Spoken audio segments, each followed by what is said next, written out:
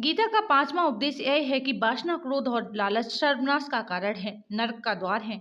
जिस भी मनुष्य में ये तीन अवगुण होते हैं वो हमेशा दूसरों को दुख पहुंचाकर अपने ही सुख और स्वार्थ की पूर्ति करता रहता है।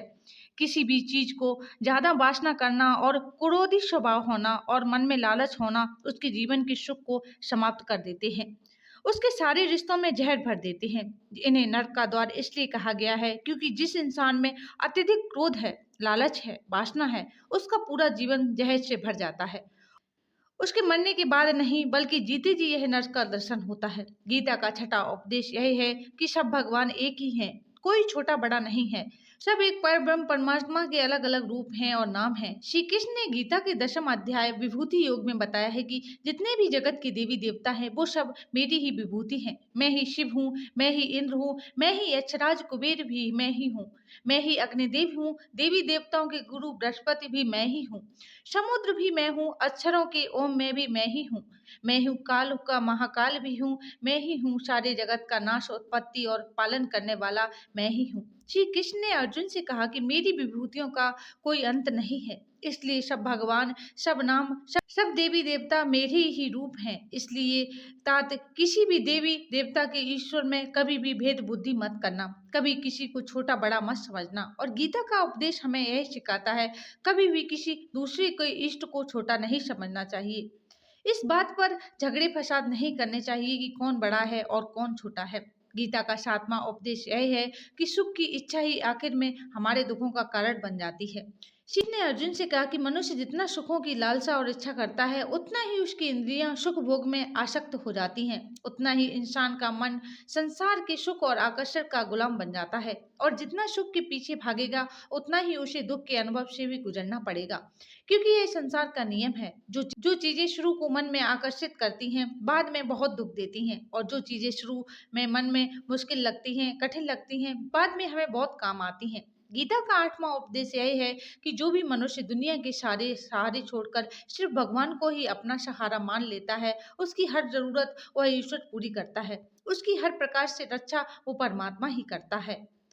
अर्थात जो व्यक्ति मुझे ही अपना सहारा मान लेता है, भगवान होते हैं, उनको जो चाहिए मैं उसे जरूर देता हूँ और उनकी हर प्रकार से रक्षा भी करता हूँ। गीता का नवा उपदेश यही है कि इस संसार में हमारा कुछ भी नहीं है। गीता सार में आपने कई बार सुना होगा कि तुम्हारा क्या है गया जो तुम रोते हो, तुम क्या लाए थे जो तुमने खो दिया है, तुमने क्या पैदा किया जो नष्ट हो गया, तुमने जो लिया यहीं से लिया, जो कुछ भी दिया यहीं से दिया, जो आज तुम्हारा है कल किसी और का होगा, क्योंकि परिवर्तन इस संसार का नियम है। कल तक जिसके बिना आप जी नहीं सकते थे आज उनका कोई रिश्ता ही नहीं है, बातचीत तक नहीं है, कहाँ गए। और जीवन भर के सारे रिश्ते, वो सारे मित्र जो साथ जीने मरने की बातें करते थे, आज पता भी नहीं कि वो लोग कहाँ चले गए। ये संसार परिवर्तनशील है, सब लोग यहाँ बदल जाते हैं, हर रिश्ता बदल जाता है।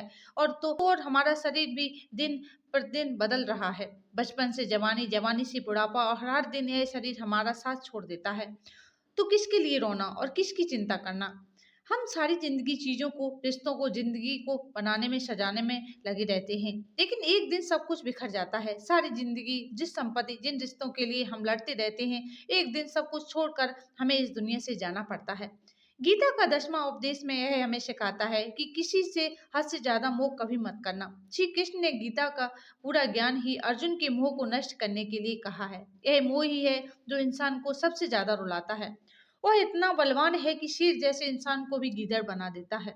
जो अर्जुन युद्ध में देवताओं से भी जीत गया, वह अपने रिश्तेदारों को युद्ध में देखकर उसका हाथ कांपने लगा। वह बोला, हे केशव, मेरे हाथ में धनुष पकड़ने की ताकत भी नहीं बची, मेरे हाथ कांप रहे हैं, मैं इस युद्ध में कैसे लड़ पाऊंगा, मैं युद्ध नहीं कर पाऊंगा। ये मोह इतना दर्दनाक होता है जिसकी पीड़ा न सह पाने के कारण कई लोग अपनी जिंदगी खत्म कर देते हैं, आत्महत्या तक कर लेते हैं।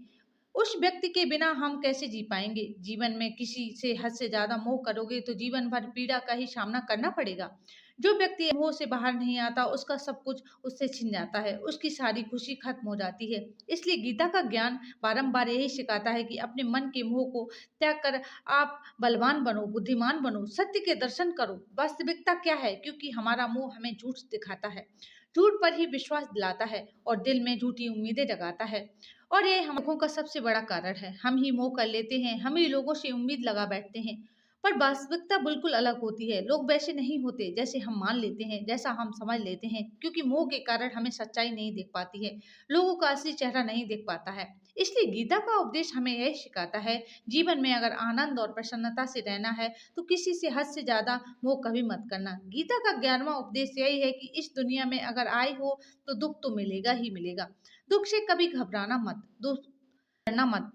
श्री कृष्ण ने गीता में कहा कि यह संसार दुखों का घर है, अर्थात जैसे विद्यालय में औषधि मिलती है, पुस्तकालय में पुस्तक मिलती है, चिकित्सालय में चिकित्सा होती है, वैसे इस संसार को भी श्री कृष्ण ने एक नाम दिया है, दुखालय, जहाँ पर दुख मिलता है।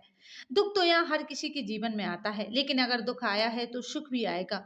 इसलिए दुख से कभी डरना नहीं चाहिए, क्योंकि यह संसार दुखाल भी है और आशावादी नहीं है। यहाँ सब कुछ बदल जाता है, दुख सुख में बदल जाता है और सुख दुख में बदल जाता है। सम्मान अपमान में और अपमान सम्मान में बदल जाता है। खुशी दर्द में और दर्द खुशी में बदल जाती है। जीत हार में और हार जीत में बदल जाती है। यहाँ कुछ भी होने वाला है, यहाँ कुछ भी हमेशा के लिए नहीं रहेगा, तो आपका दुख भी हमेशा के लिए नहीं रहेगा। इसलिए दुख से कभी घबराना नहीं चाहिए। गीता का यह उपदेश हजारों साल पुराना है, लेकिन आज भी नए से नया है। पूरे विश्व में गीता को सबसे ज्यादा पढ़ा गया है और सबसे कम समझा गया है। श्रीमद् भागवत गीता के यह उपदेश अगर कोई व्यक्ति ठीक से समझ ले और उसे अपनी जिंदगी में उतार ले तो यह बात पक्की है, वो अपनी जिंदगी में जो चाहे वह हासिल कर सकता है। अपने जीवन की हर समस्या से वह एक पल में बाहर आ सकता है। श्रीमद् भागवत गीता के इस दिव्य उपदेश को हमें बार बार सुनना चाहिए, हर रोज सुनना चाहिए। जब भी जीवन में कोई चिंता या परेशानी आए तो एक बार उपदेश को जरूर सुनना चाहिए और मन में यह विश्वास रखना चाहिए कि गीता का यह उपदेश आपकी जिंदगी को हर परेशानी में आपको राह अवश्य दिखाएगा।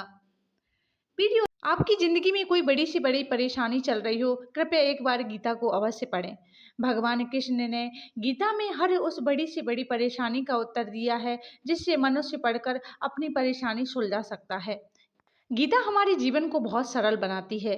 गीता को हम जितना पढ़ेंगे समझेंगे उतना ही जीवन हमारा सरल होता जाएगा। वीडियो अच्छी लगी हो तो प्लीज लाइक कमेंट शेयर करें और सब्सक्राइब करना ना भूलें।